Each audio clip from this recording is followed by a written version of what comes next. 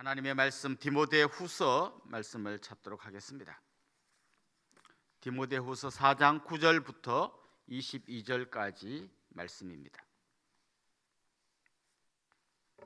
9절부터 22절까지 저와 여러분이 한 절씩 교독하겠습니다.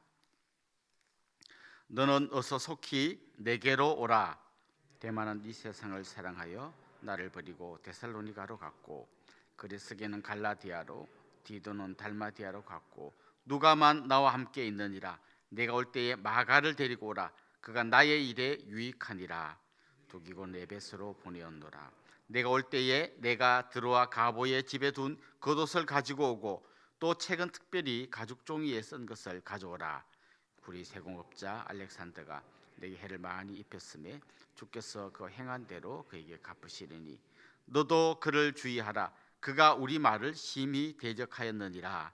내가 전 변명할 때에 나와 함께 한 자가 하나도 없고 다 나를 버렸으나 그들에게 허물을 돌리지 않기를 원하노라. 주께서 내 곁에 서서 나에게 힘을 주심은 나로 말미암아 선포된 말씀이 온전히 전파되어 모든 이방인이 듣게 하려 하심이니 내가 사자의 입에서 건짐을 받았느니라. 주께서 나를 모든 악한 일에서 건져내시고 또 그의 천국에 들어가도록 구원하시리니 그에게 영광이 세세무궁토록 있을지어다. 아멘. 브리스가와 아굴라와 및 오네시보로의 집에 문안하라. 에라스도는 고린도에 머물러 있고 드로비모는 병들어서 밀도도에 뒀느니 너는 겨울 전에 어서 오라. 어블로와 부데와 리노와 글라우디아와 모든 형제가 다 내게 문안하느니라. 나는 주께서 내 심령에 함께 계시기를 바라노니 은혜가 너희와 함께 있을지어다. 아멘. 만일 여러분이 굉장히 존경하는 한 목회자에게서 이런 편지를 받았다고 한번 상상해 봅시다. 여보게, 이제 나도 죽을 날이 얼마 안 남은 것 같네. 얼마 있지 않으면 나는 사형을 당할 것 같네. 이곳 교도소는 너무 춥네. 참 내가 이 지경이 되고 나니 나를 따르던 사람들도 다 떠나버렸네. 심지어 어떤 사람들은 내가 나쁜 놈이라고 소문을 퍼뜨리고 다닌다고 하니 안타깝기만 하네. 소환이 지나고 나니 날이 점점 추워지네. 자네가 올 때 손바지를 갖다 주면 좋겠네. 죽을 날이 가까워 오니 유난히 자네가 보고 싶네. 속히 오게나. 사실 오늘 우리가 읽은 이 편지는 좀 요즘식으로 각색하면 이런 내용입니다. 사형을 앞두고 있는 바울, 그가 지금 이 편지를 자기가 사랑하는 디모데에게 보내고 있습니다. 보통 우리에게는 이런 마음이 있습니다. 내가 좀 고생하고 힘들어도 정말 주님 말씀대로 살면 하나님 나에게 복을 주실 것이다, 이런 기대가 있습니다. 그런데 지금 바울은 복은커녕 방금 제가 읽어드렸던 이 편집보다 사실은 그 당시의 상황은 훨씬 더 힘든 겁니다. 요즘 교도소라고 부르지만 그 당시는 감옥은 요즘 교도소 같은 곳이 아닙니다. 뭐 그냥 토굴 같은데 습하고 컴컴한데 그냥 넣고 제대로 먹지도 못하고 자지도 못하는 그런 곳입니다. 그는 지금 감옥에 갇혀 있습니다. 오늘 본문에 보면 그는 겨울 전에 속히 오라. 네가 올 때에 드로아 가보의 집에 두고 온 그 겉옷을 좀 가지고 오라. 그건 지금 추워가지고 옷 좀 갖다 달라고 이야기하고 있습니다. 그리고 어제 우리가 읽었던 본문 말씀에 보면 내가 전제와 같이 벌써 부음이 됐다. 전제라고 하는 제사는 하나님의 제단에 양 같은 걸 이렇게 바친 다음에 그 위에 마지막에 포도주를 따라 붓는 제사입니다.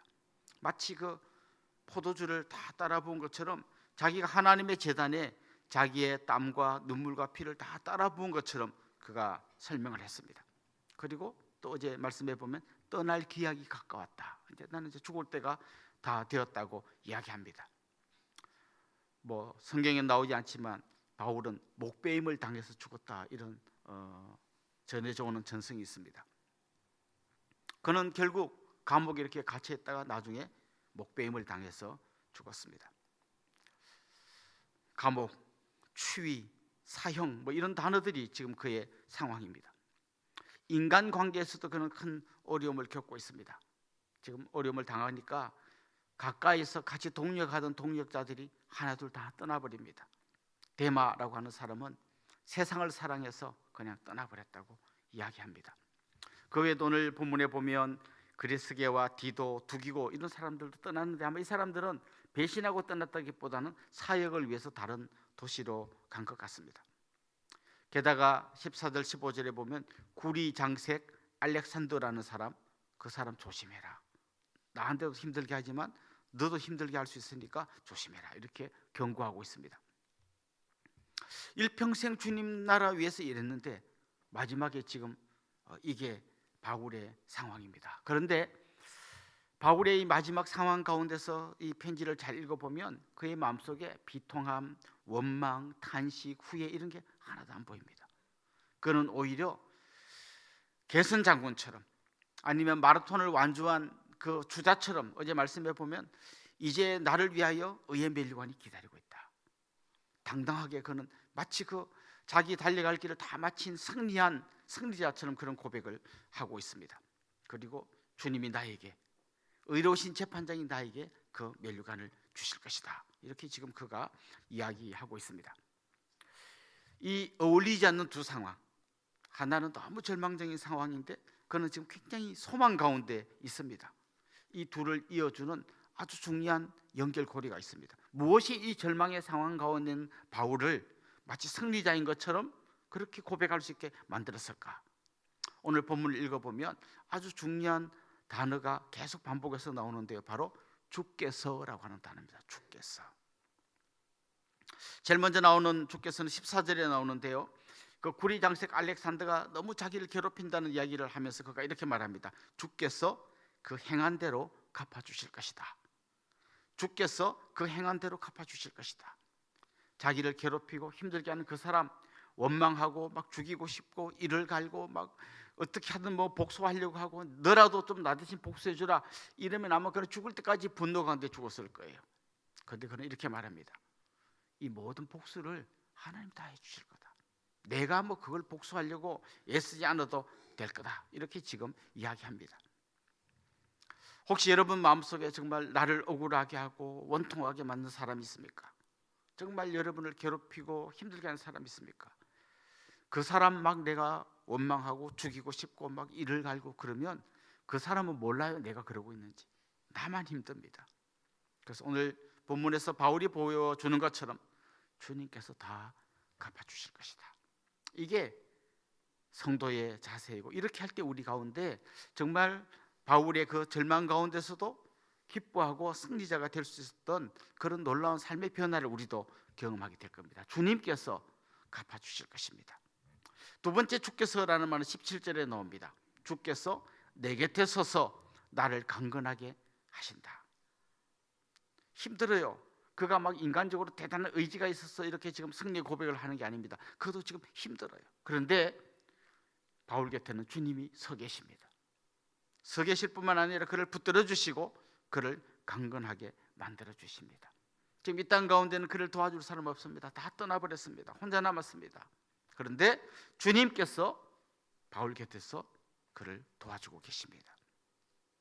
사랑하는 성도 여러분, 누군가 좀 내 손이라도 한번 잡아주고 따뜻한 말 한마디라도 해주고 나를 좀 위로해주고 격려해줄 그런 사람이 내 주위에 좀 있었으면 좋겠는데 다 내 주위에 있는 사람들은 한결같이 날 힘들게 하는 사람밖에 없다고 생각되는 그 순간 주님께서 여러분 곁에 서서 여러분을 강건케 하고 계시다는 것을 기억할 수 있기를 소망합니다.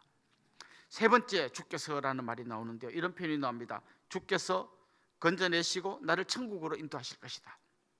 이제 그는 주님이 자기를 이 어려움 가운데서 건져내서 감옥에서 나가게 하는 정도가 아니라 저 영원한 천국으로 자신을 인도해 주실 거라는 것을 믿고 있습니다.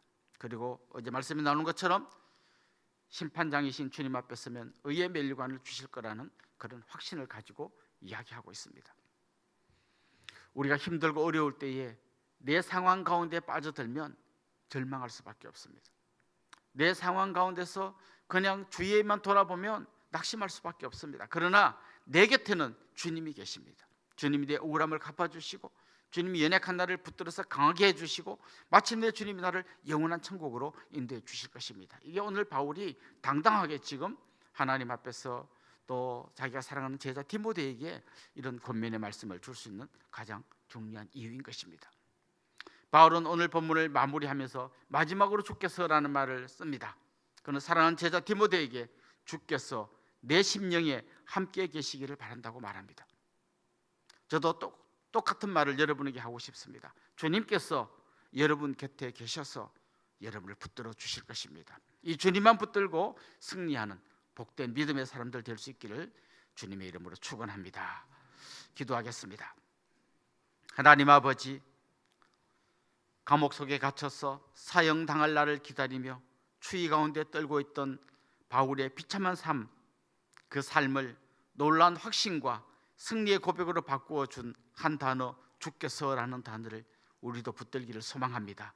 주님께서 오늘 이곳에 있는 한 사람 한 사람을 붙들어 주시고 주께서 이분들에게 용기를 주시고 주께서 주시는 그 천국의 소망 가운데서 당당하게 살아갈 수 있는 믿음의 사람들 되게 하여 주시옵소서. 감사하고 예수님의 이름으로 기도드리옵나이다. 아멘.